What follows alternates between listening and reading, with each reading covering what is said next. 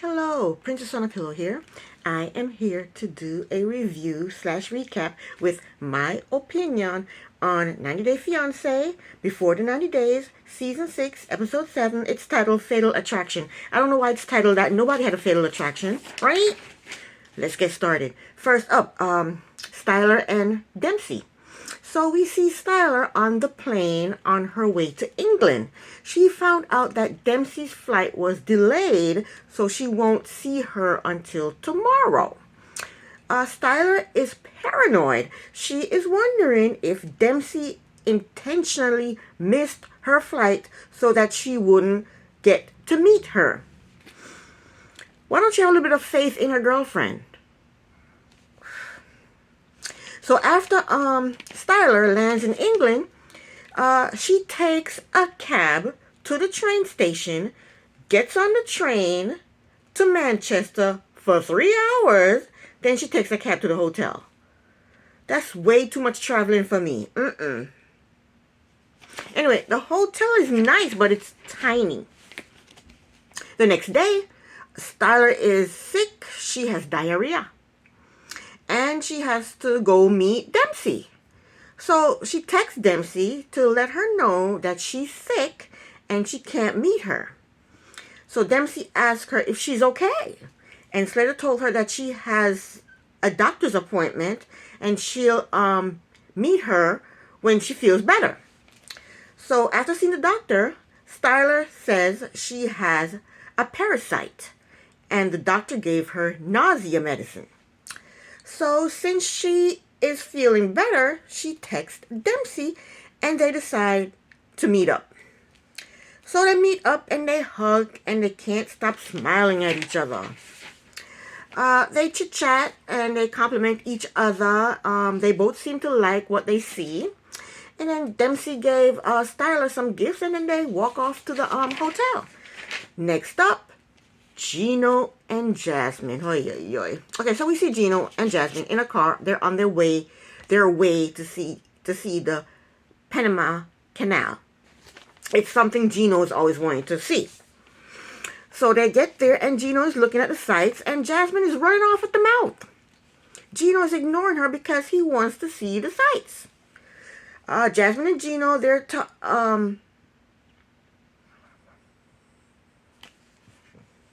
So, yeah, Jasmine is running off at the mouth, and poor Gino's trying to see the sights. And Jasmine keeps running off at the mouth. And poor Gino, he can't catch a break. He should have went there by himself, because she just keeps talking and talking and talking. And she noticed that Gino is not acting like himself. So she's still trying to talk to him. And he finally tells her to leave me alone. He said, just let me be. But instead of leaving him alone, like he asked her to, she starts comparing him to her ex-husband. And then he starts comparing her to his ex-wife. So they, bicker back and forth with each other for a little while. Then Gino tells her to just let him enjoy the scenery. In his confessional, Gino said that Jasmine told him that Dane is just a friend, but Jasmine's friend had told Gino that Dane is Jasmine's ex-boyfriend. So Gino is not happy about that. He thinks something might be going on between them. So Gino decides to confront Jasmine, and he asks her what's going on between her and Dane. He said, what's going on between you and Dane? Because your friend told me he is your ex-boyfriend. So then Jasmine told Gino that there's nothing going on between her and Dane. And then Gino told her that he doesn't believe her. Gino, you need to believe her. Dane does not want Jasmine. Nobody wants Jasmine but you. Okay?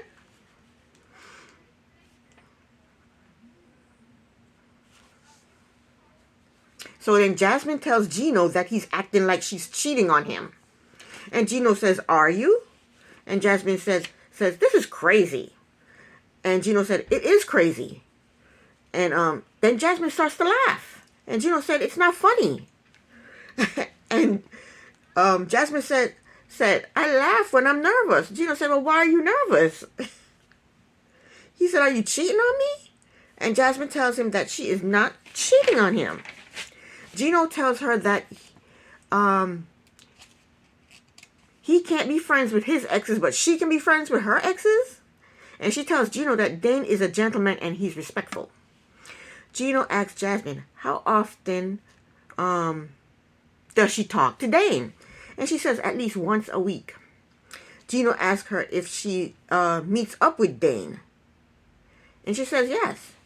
And Gino asks her if she was recently alone with Dane. She says yes. She told Gino that Dane lives in the same apartment building and they went out for coffee before he came to Panama. Gino said, what? Gino said, are you kidding me? Gino said, out of all the buildings in Panama, you choose your ex building to live in? In his confessional, Gino said he feels angry and betrayed, and he said he would have never paid for that apartment if he knew her ex was living in an apartment too. That apartment building too. So then Gino asks Jasmine if she's romantic or intimate with Dane in any way. And Jasmine says no. Then Gino asks her if her and Dane had sex since they broke up. Jasmine said for a while they were friends with benefits. Excuse me. Gino asked her if she has thought about having sex with Dane. Why would you ask her that question, Gino? Gino wants his feelings hurt. Jasmine told Gino that since you reject me, she said, since you reject me all the time, then sometimes she do think about how it was with Dane. In his confessional, Gino said he is losing trust in Jasmine, and this is very bad. Gino, shut up. Because you're not going to do anything about it anyway. Jasmine is going to keep on running all over you, and that's just the way it's going to be. Next up is Nicola and Misha. So they drive somewhere, and they get out of the car, and then Misha realized that everybody had on a dress. So she wanted to put on a dress too. So she goes back in the car and changes into a dress.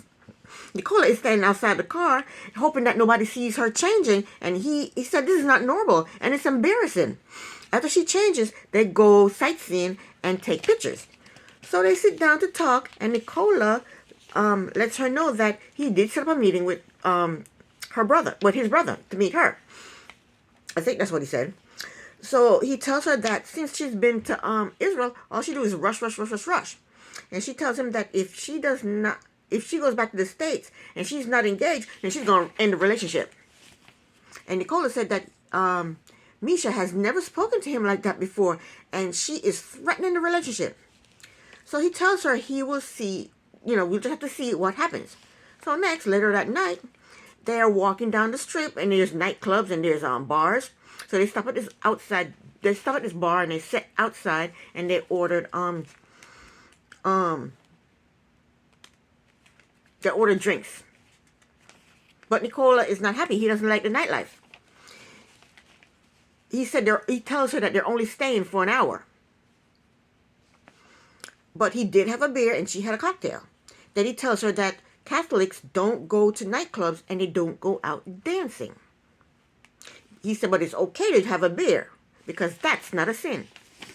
Beer has alcohol in it, and the Bible says don't drink spirits, didn't it? Spirits, alcohol, right? When they say spirit. I tell you. He said going to nightclubs and smoking cigarettes is not us. See, Nicola does whatever he wants to do, and whatever he doesn't want to do is considered a sin. That's how he lives his life. But then he's lying to his mother about his relationship with Misha. So that's a sin, Nicola. Misha tells Nicola that once a year, on New Year's Eve, she have a cigarette. And Nicola told her that he does not like it. Then he says that he is surprised that she smokes cigarettes. They've been talking for 7 years. He's just now finding out that every year on New Year's Eve she smokes a cigarette. And they've been talking for 7 years? Come on. Misha told him that she loved to dance and it's not a sin. So she asked him if he would judge her daughters if they had get a boyfriend and go out dancing. he can't judge her daughters if they get a boyfriend because Nicola is Misha's boyfriend. But he said he wouldn't argue with her daughters because that would destroy their relationship. So Misha suggests that they go inside to the bar. And Nicola said 5 minutes. Only 5 minutes. Next thing you know, the producers cut to the scene, and Nicola is up in the club dancing, raising the roof, having a good old time. I was like, what? He was like this. Only 5 minutes. 5 minutes. But then he's up in the club having a good old time. Laughing, smiling, dancing, raising the roof. I was like, what? Nicola is something else. Next up is, oh my gosh, Tyree, Kristen, and Carmela. Let's just go through this because I'm so sick of this. This is so stupid. So Tyree's sister picks him up and they go to see a private investigator because Tyree wants answers about Carmela. Tyree thinks that Carmela's husband or boyfriend is trying to break them up. So basically, the investigator tells them that Carmela is a cam porn star. Tyree said he is devastated, but he didn't look devastated to me. When the investigator showed him the website, he looked like he smiled. He smiled and he put his head down and put his hand over his face. And then when he got his smile under control, he lifted his head back up. He was smiling when the investigator showed him the Carmela's porn site.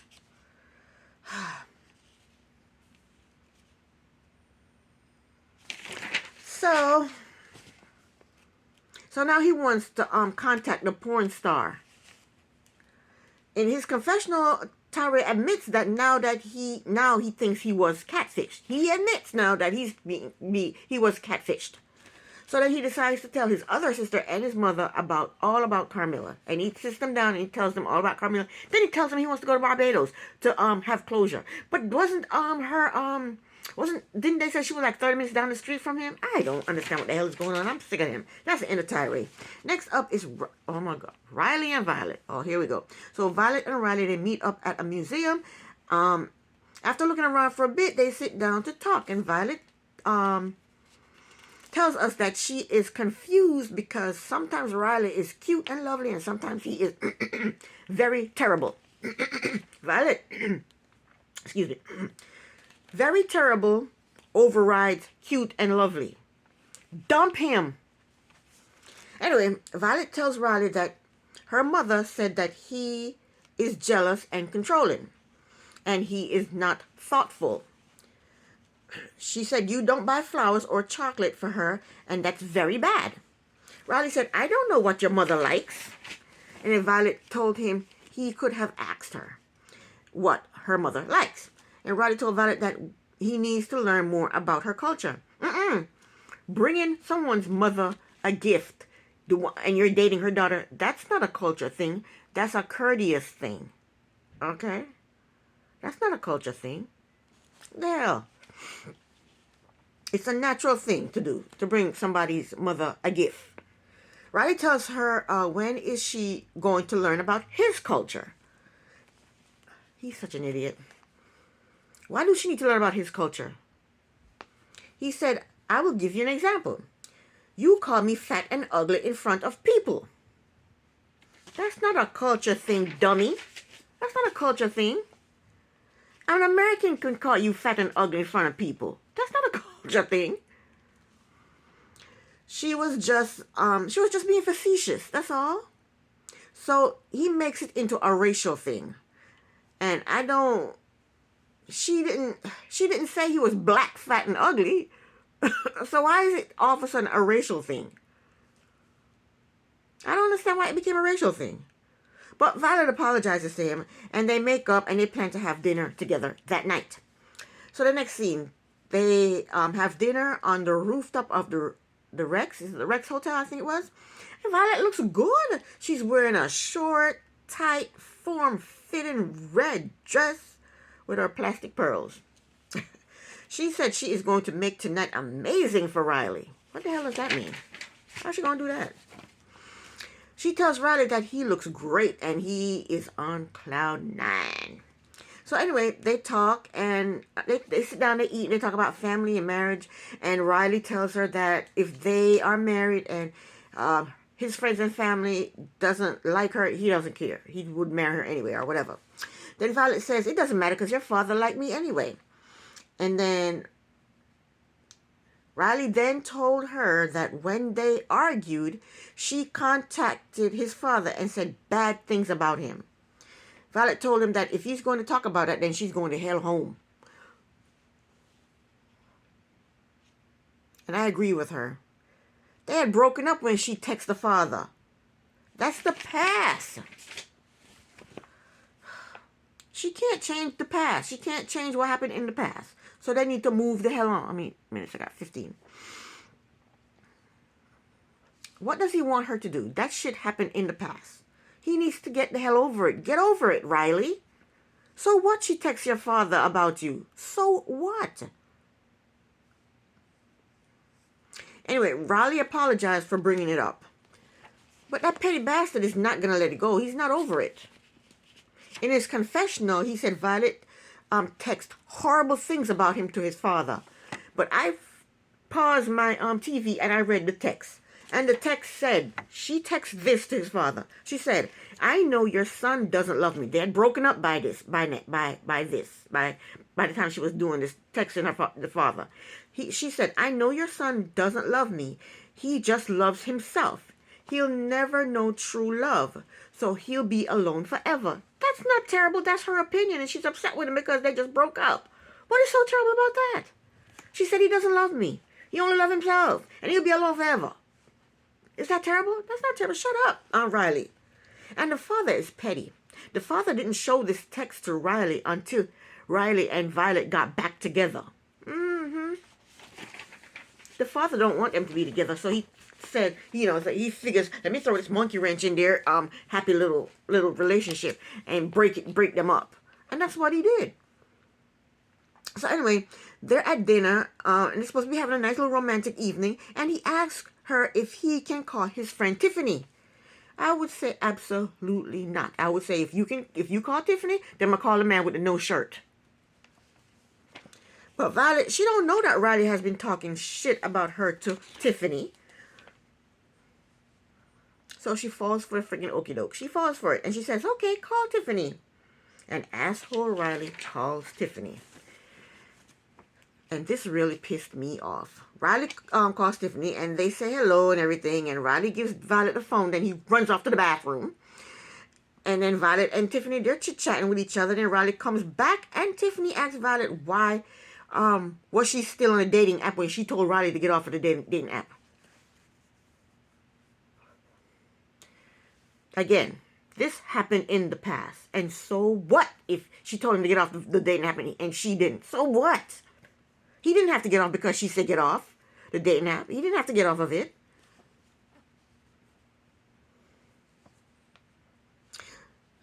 So Violet looks at Riley and he had the nerve to say, well, she asked him, why are you doing this? Why are you having her ask me this? And then she looked at him and he goes, she's asking the question. Why are you looking at me? This is some petty crap. What is the big deal if she didn't get off the app when she told him to get off the app? So what? Why is this important now? It happened in the past. What is she supposed to say? I don't know, I just didn't feel like getting off of it. And then he'll be happy? It'll be all over with then? I don't get it. Tiffany needs to get a life. I can't imagine doing that to a friend's girlfriend. So why didn't you do this? And why didn't you do that? That's... Riley said, when I was at your house, I answered all the questions your family asked me. I don't remember the family asking any question unless they asked the questions after, and the producers didn't show it. But I don't remember they asking him any questions.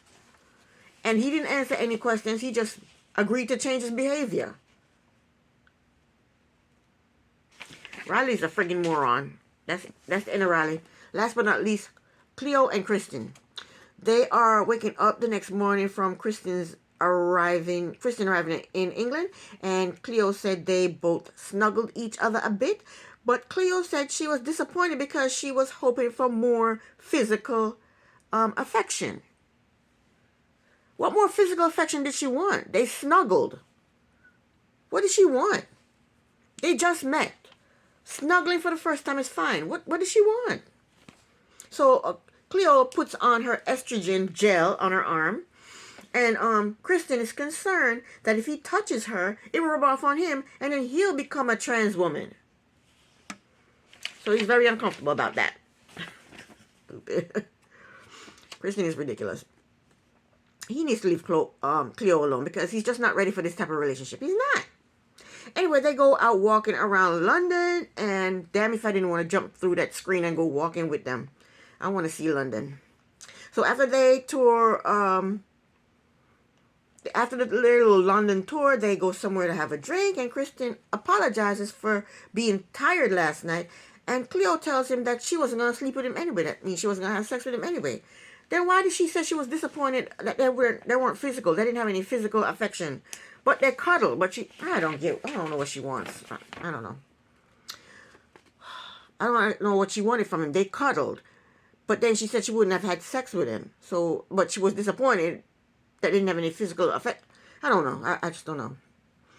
But then he gives her a kiss. And then he told her he wanted to, he likes to dance. And she said she don't like dancing. But he wants to go somewhere, he wants to see her tipsy. So he suggests they go somewhere more lively. That sounds like a good time to me. Kristen, he just wants to liven Chloe up. But I think he's with the wrong girl. She doesn't look like the type to loosen up and let her hair down and have fun. She doesn't look like that type.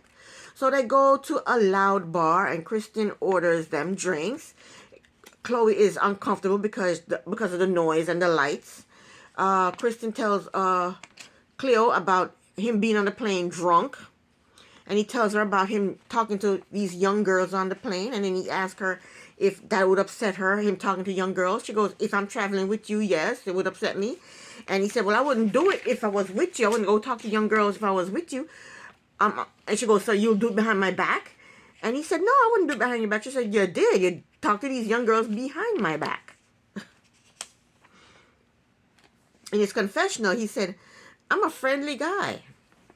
I think he needs to choose between being a friendly guy and being in a serious relationship. So now Chloe is worried that they're not compatible. And they're not. They're not compatible. He wants to be the life of the party, and she's shy and introvert. They're not compatible. So Kristen starts conversing with a group of girls at another table. But then he did introduce Cleo as his girlfriend. He tries to get her to come over closer to the table and join the conversation. But she said no. She said that's too many people.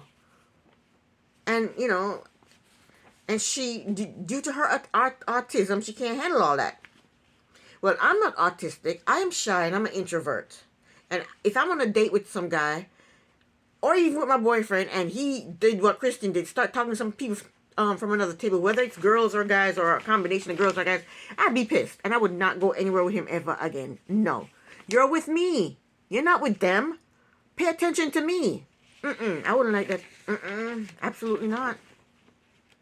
But Cleo, she wasn't happy about that, Kristen's behavior, and she tells him that she was ready to go home, and they went home. And that's the end of Cleo and Kristen. And this is the end of my review. Princess on Uphill here. Thank you so very much for watching. Bye.